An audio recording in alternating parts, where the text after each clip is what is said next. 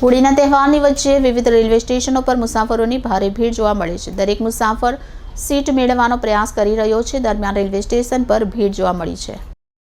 હોળી ધૂળેટી પૂર્વે જ કારીગર મજૂર વર્ગ મોટી સંખ્યામાં વતન તરફ ઉપડી રહ્યા છે, જેના કારણે ઉત્તર ભારત માટેની ટ્રેનોમાં ભયંકર ભીડ જોવા મળતી હોય છે।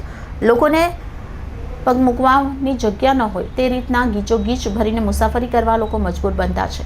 એટલું જ નહીં, પરંતુ ટ્રેનના બાથરૂમમાં પણ લોકો મુસાફરી કરતા હોય તેવા પણ અનેક વખત દ્રશ્ય જોવા મળતા હોય છે। ટેક્સટાઇલ ઉદ્યોગ સાથે જોડાયેલા મજૂરો કારીગરો વર્ગ ખાસ કરીને યુપી બિહારના વતની હોળી ધૂળેટીના પ્રવેશ પોતાના વતન જતા હોય છે। ઉધના રેલવે સ્ટેશન પર ઉત્તર ભારતને જોડતી ટ્રેનમાં ભયંકર ભીડ જોવા મળી હતી।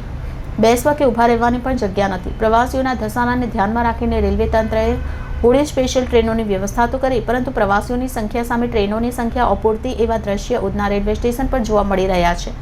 તાપ્તી ગંગા ટ્રેન જગ્યા મેળવવા ગતરોજ બપોરે 4 વાગ્યાથી લોકો લાઇનમાં ઊભા છે। ટેક્સટાઇલ ઉદ્યોગના સહિત વિવિધ ઘટકો સાથે યુપી બિહાર સહિત ઉત્તર ભારતથી મોટી સંખ્યામાં સંકળાયેલા હોવાથી તહેવારોમાં વતને જવા માટેનો ધસારો ખૂબ હોય છે। ઉધના રેલવે સ્ટેશન પર ધૂળેટીના પર્વને લઈ પોતાના પરિવાર સાથે વતન જવા રેલવે સ્ટેશન પર ધસારો જોવા મળ્યો હતો। ભારે ભડકડ ભીડ વચ્ચે રેલવેમાં મુસાફરી કરવા માટે પડાપડી करता લોકો જોવા મળી રહ્યા છે। उसमें नहीं, हम लोग डायरेक्ट गाड़ी में मतलब भागलपुर ही उतरेंगे तो इधर मतलब बदली करना पड़ता है ना, इसलिए और दिक्कत होता है। इसीलिए मतलब हम लोग डायरेक्ट गाड़ी से जाते हैं।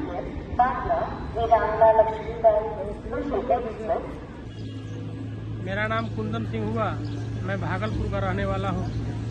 हम लोग गुजरात आकर के मजदूरी करते हैं और ट्रेन में जाने में बहुत कष्ट होता है। 24-24 घंटा लाइन में रहते हैं, उसके बाद भी सीट नहीं मिलता है। काफ़ी परेशानी होती है। इसलिए मोदी जी से, प्रधानमंत्री जी से निवेदन है कि भागलपुर के लिए सूरत से डेली ट्रेन देने का कृपा करें।